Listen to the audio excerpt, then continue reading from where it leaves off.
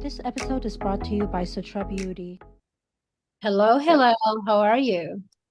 hi, babe. Miss you. I miss you too. So I want to introduce you to my listeners. If anyone have been following, of course, you know that Hillel is one of my best friends, Hillel Silverman. But also she's an amazing activist who started very young, and now she's this amazing content creator that you need to follow on TikTok, on Instagram, on Twitter, and just watch her content. That's so amazing. She's an activist for Israel, but also about all the things that are going on inside Israel, because I'm usually focused on like foreign and international policies, and she's focused inside and outside. So welcome, hello.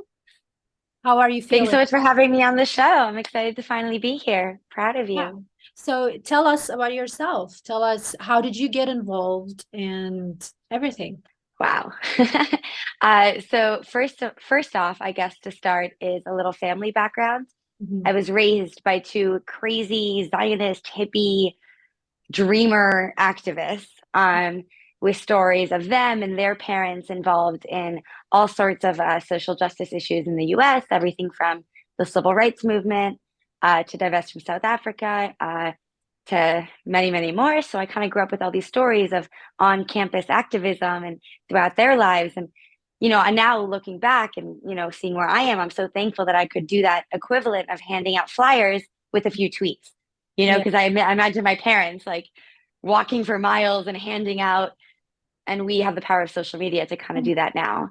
And your parents, they were born and raised in the United States, right? Yeah. So they were born and raised in the US. My dad came to Israel a few times back and Mhm. forth his whole life Mhm. until he was able to convince my mom to relocate with the five kids. So I've always kind of involved with going to protests from a very young age with my parents and values and Jewish values, tikkun olam and all of that was always a very central part of how they raised us.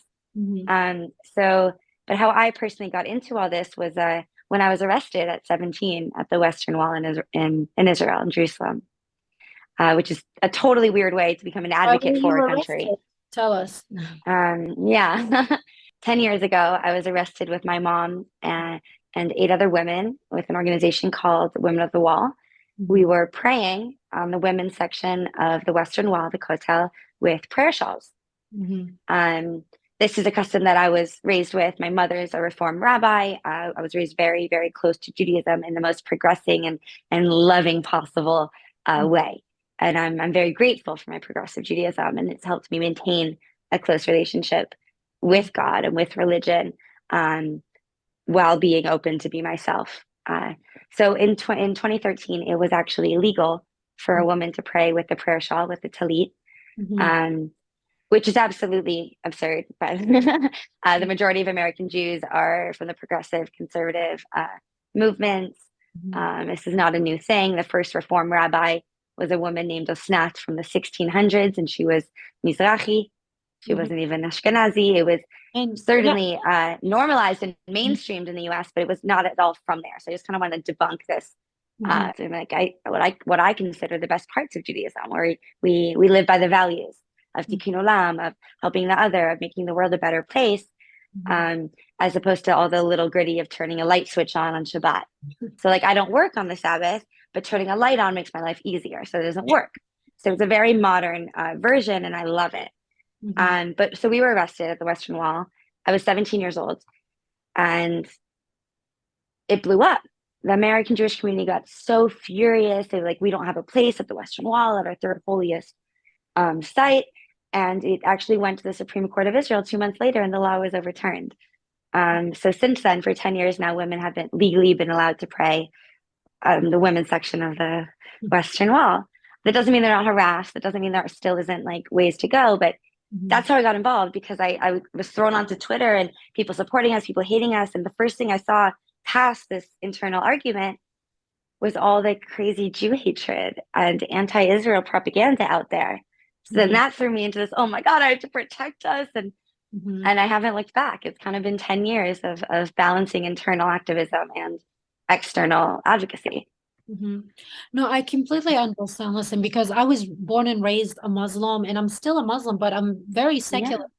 And it's really sad, like when people from your own religion try to attack you because you are not as conservative as they are, or you're not as religious, or your definition of being religious and being conservative is different, and Yeah, that's the yeah, issue. yeah. And it's un-Jewish to hate on a fellow Jew. It's un-Jewish, and that's not even negotiable. Yeah. Yet we face it a lot here internally. Yeah. But I Yeah. also, like, I remember you told me you grew up in the kibbutz, which is crazy. Yes, I grew up in a lot of places. Yeah. So I was in the US in Boston up until 2006 when I was 11. And then we moved to Kibbutz Torah. For those of you who know, it is way, way, way down south of Israel, like half an hour above Eilat, or most South Point city.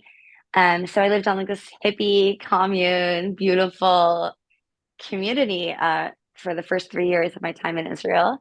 And from there, we moved to Jerusalem, where I was for about 10 years, including the army and then off for college and whatnot. But I kind of love that the kibbutz was my first home in Israel.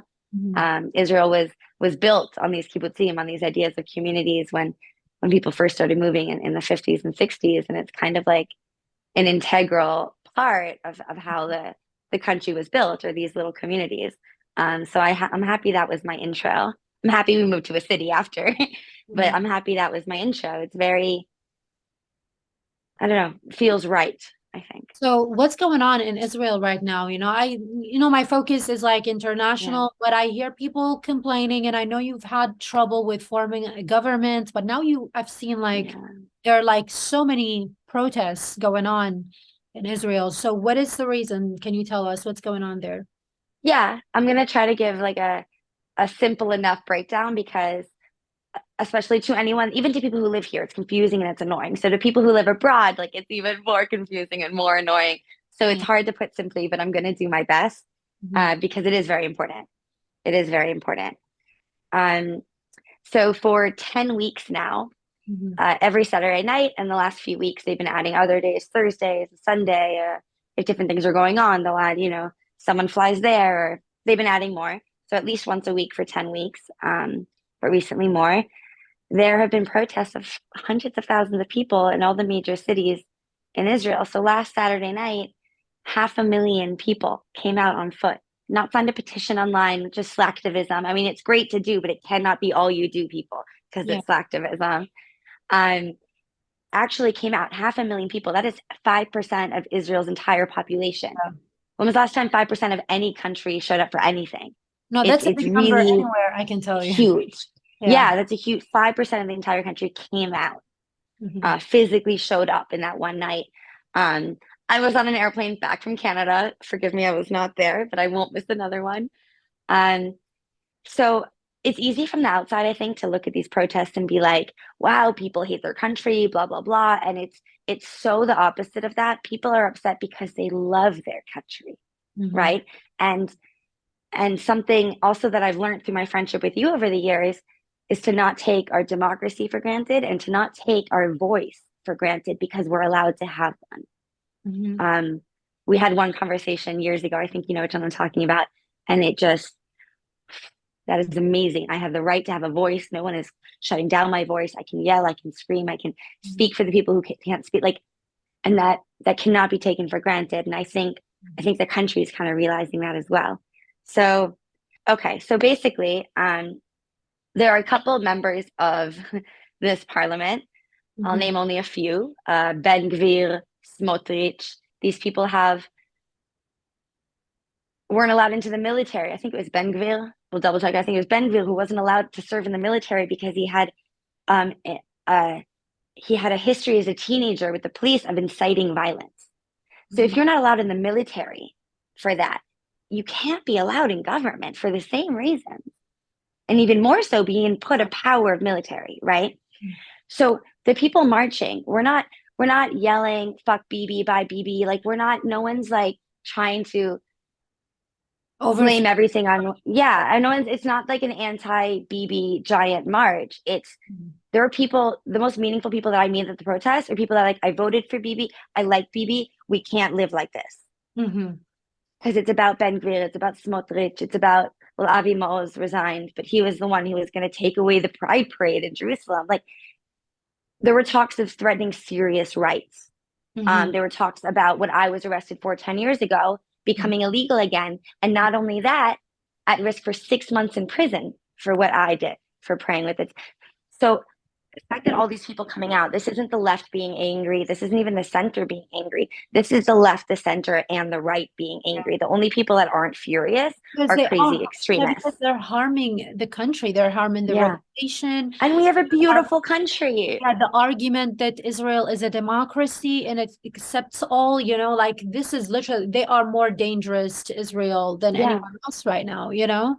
So, and if you look biblically, the only people that have ever torn down the Jewish people are the Jewish people. The only time we've ever lost ourselves or lost our home is when we tear each other apart from within. So it's especially dangerous. You know what? I think it's a little bit, and I remember, I think I told you about this before, that, you know, it's kind of difficult for the Jewish community here to understand. Like I've noticed with some of my conservative friends, like if anyone criticizes the situation, what's going on in Israel, they're like, oh, they hate the country, they are attacking the country.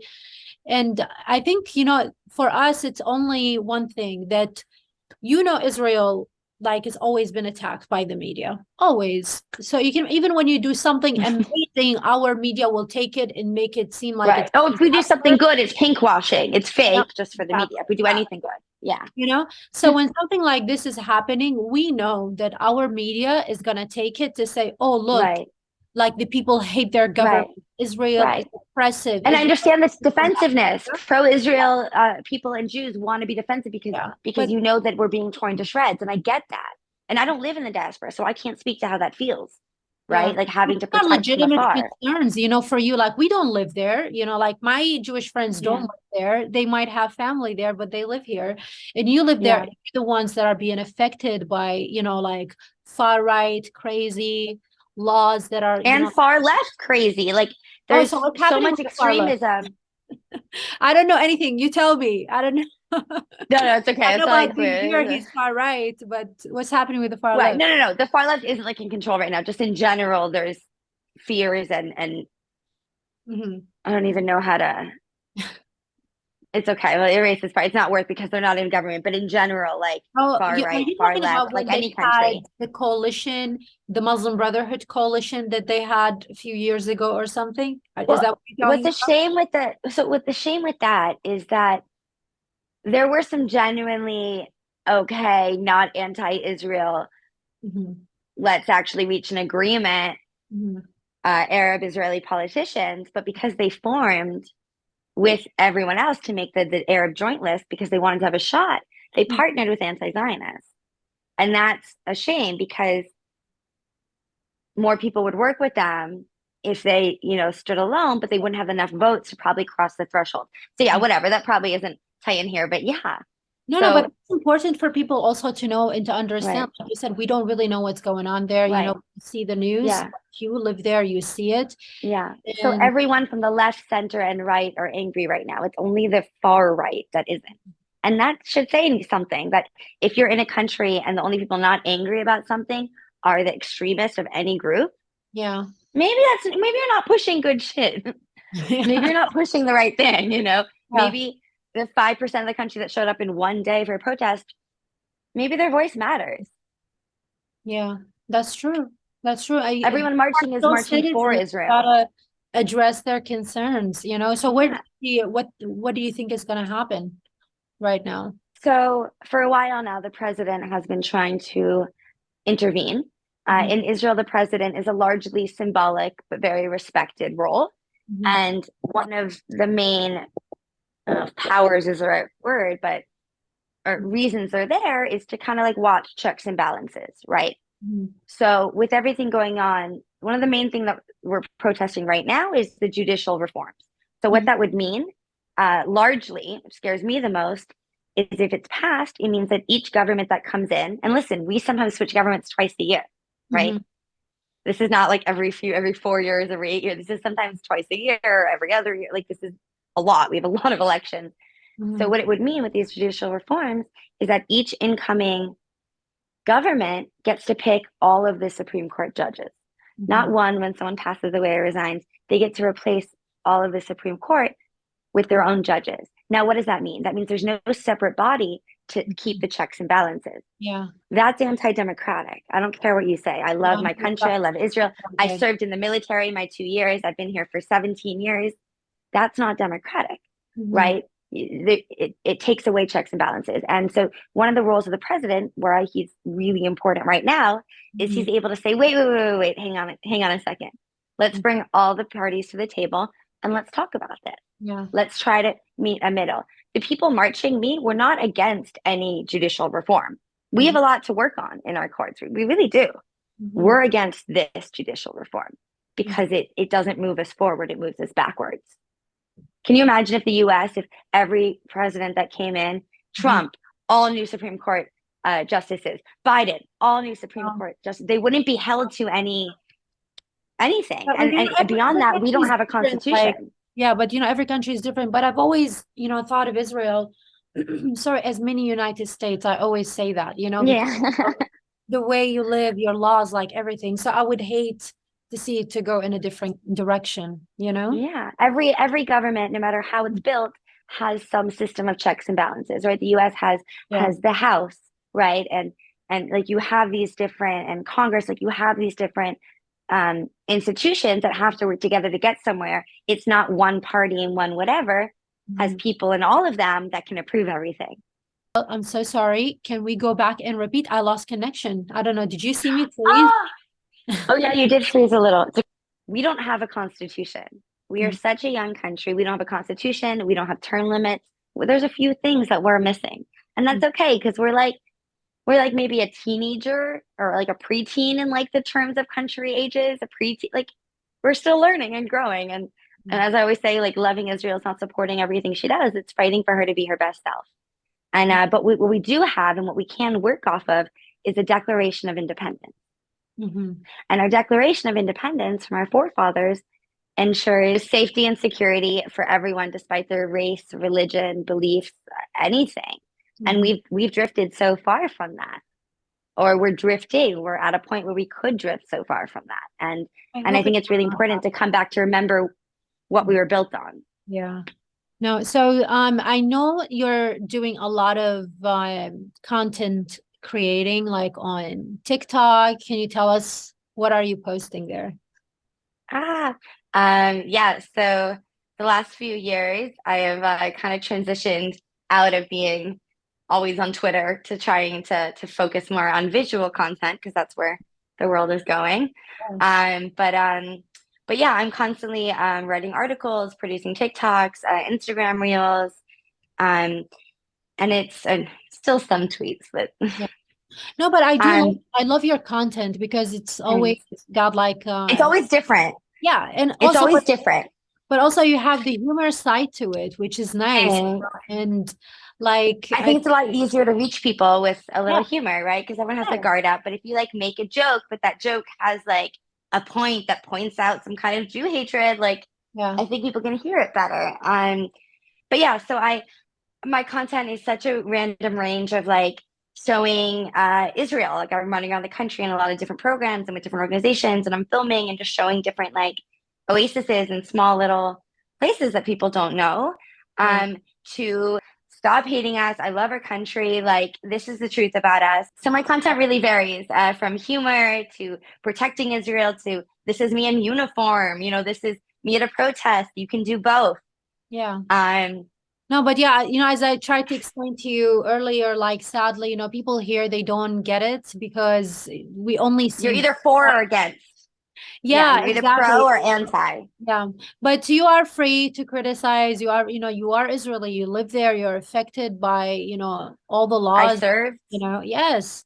I did my time in the military. Like I can't imagine if I wanted to criticize Iraqi people are like, you can't criticize Iraq. What? Like I'm Iraqi. Of course you can. It's your birthright. The US and I can't. Like I'm American. I'm gonna criticize the US. People should 100% with love. Because you want Iraq to be better, you want America to be better, and I want Israel to be better. Right, you should have seen me. You probably have seen me how many times I've criticized Biden over like Afghanistan and with Iran. Like you're not just yelling hatred; you're pointing out you have issues with policy. So another thing I like to say is fight policy, not people. Let's name policy you have like problems within Israel. I'll probably agree. but stop fighting the people. Yes. And this is to the diaspora. This is to the outside world, not related to literal war, but like, stop hating on people. You didn't vote for Biden, but you're not going to hate on America because of him. You're going to hate on policy. You're going to fight certain policies because you actually want things to improve. You don't want to just spread hate. And a lot of people out there just want to spread hate. Yeah, no, I didn't vote for him and I didn't vote for Trump. And Yeah. I'm very, very particular. Like I have to really, really like you, like to vote for you. And I wasn't convinced by him. I wasn't convinced by Trump.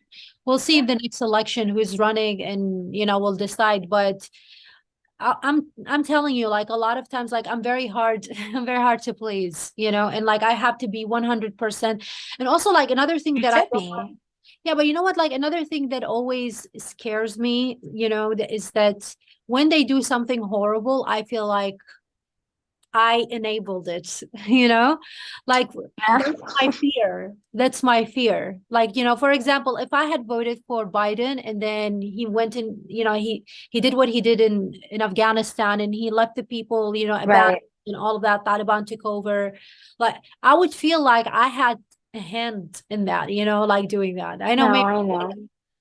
but that's it's because you're a loving, emotional, well-educated, involved human, and you're gonna feel it. Yeah. Because I was in a country that was affected by the leaders here, and so you have every right to feel however you feel. Yeah. People sadly here, they don't get it. When I say that, they think I hate the country or something. I'm like, no, I love this country. I just want to make sure that I vote for the right person. If I'm not convinced by you, sorry, I'll wait, for the next And election. that's your right in a democracy. You don't want to vote, don't vote. That's your right. I mean, I would never say that in Israel. I'm here, I'm yelling at everyone. I'm like, your lives. But with your own reasons and your own background, you don't want to, don't. Exactly. You're in a democracy. That's your freedom. It's all about accepting individuals' freedom and respecting it, and we can disagree. And I'm positive, like, whatever arguments you have, like a conservative person might have, just as many arguments and what do you say, like reasons why they support who they support and why you support who you support. And the beauty is to respect everyone. And it's like a game, and whoever wins, like Potter, you won, like we'll let you have these 4 years. Let's wait for the next, 4 years. Like to me, that's politics. But anyways, what are your thoughts for young activists? By the way, I have been getting so many messages like from young people, especially like in like students, and they say, oh, can we do something with you? Can we help you? What are your thoughts for the young activists wants to become involved? But there are a couple things. The first one, which I think is really, really important, is you just have to be comfortable being uncomfortable. Because if you stay in your comfort zone, what are you doing?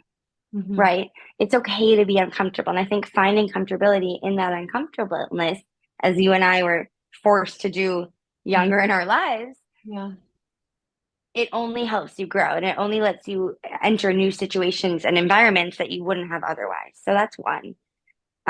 Two, I don't know how many I'm listing, so we'll see.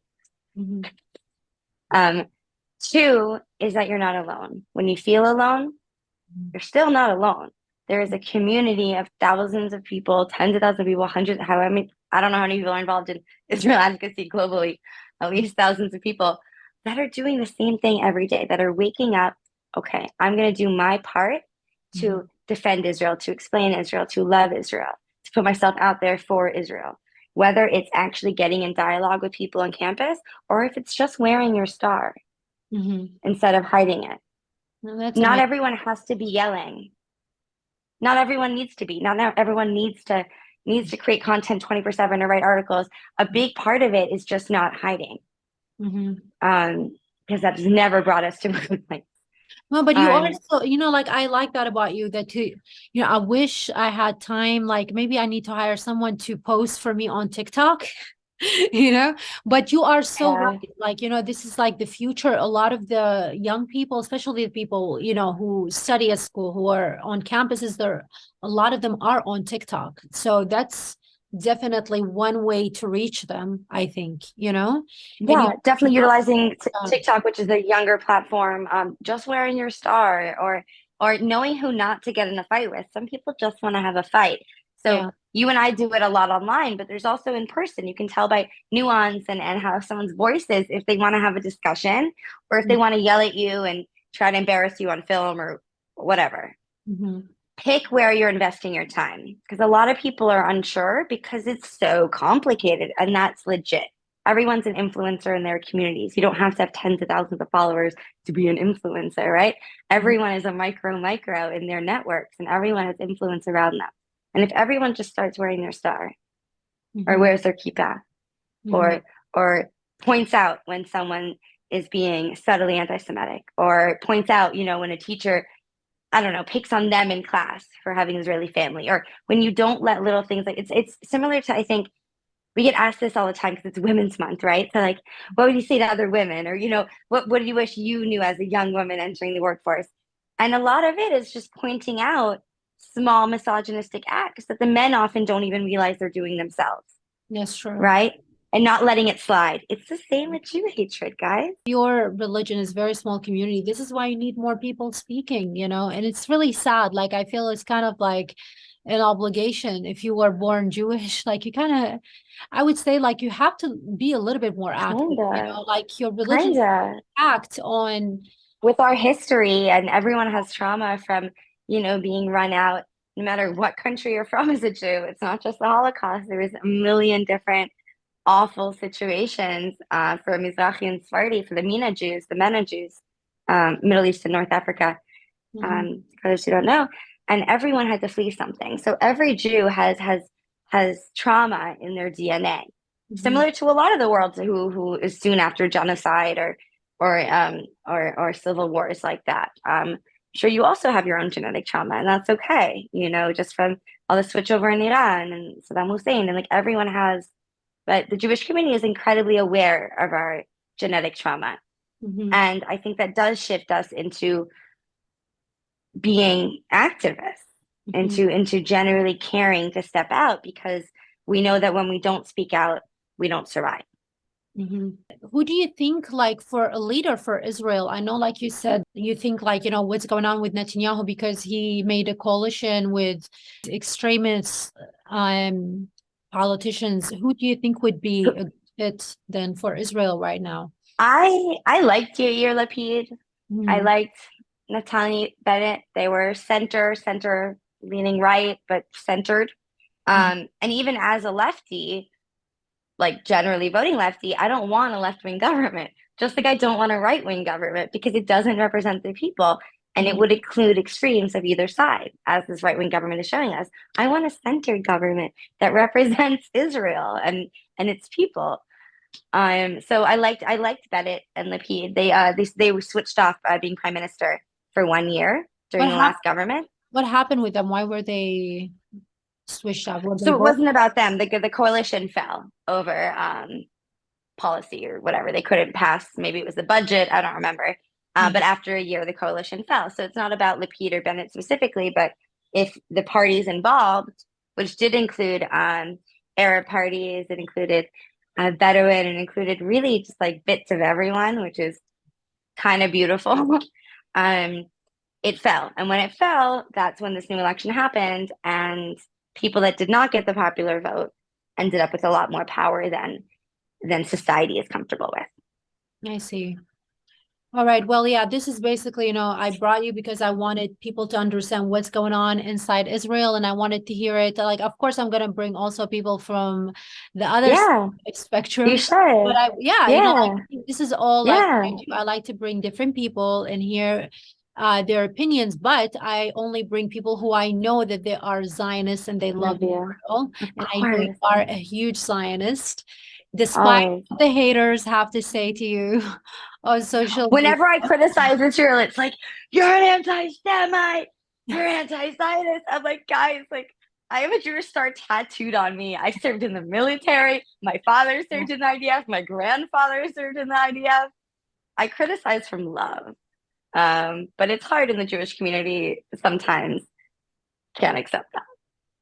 Now, hopefully, times are changing, and hopefully I think they will understand more. And I always say this, believe me, like I tell this also to my friends here, like, who are afraid when someone with the protests and all of that, when they're afraid like the world is going to see it and criticize Israel. I think Israel would be at more danger if you had leaders who were like against democracy, who are taking democracy away, who are like, then you would be in real danger. So yeah, we'd be in a much worse spot, and we'd look a lot worse if we allowed these awful old-timey laws that are being proposed to actually pass. We would look a lot worse, guys.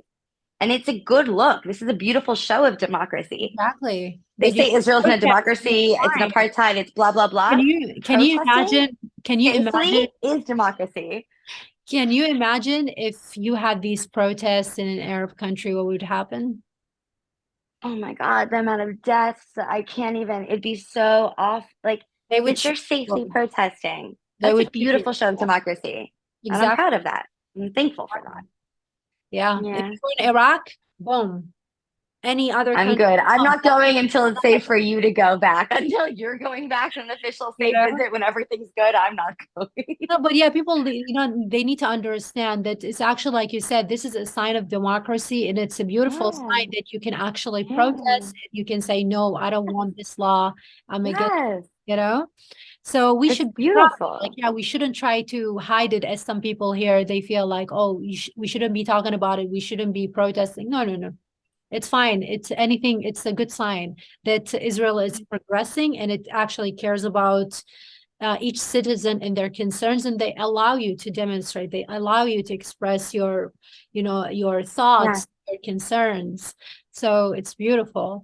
And that's a privilege. Yeah. And I think, if anyone wants to learn more, they can find you. Hallelujah, right? Hallelujah Silverman. Yeah. Hallel __ Uya on Instagram. Hallel Silverman on everything else. So they can find you, they can learn, and they can laugh at your hilarious content. Thank you. Thanks for having me, love. Thank you. Love you. Love you.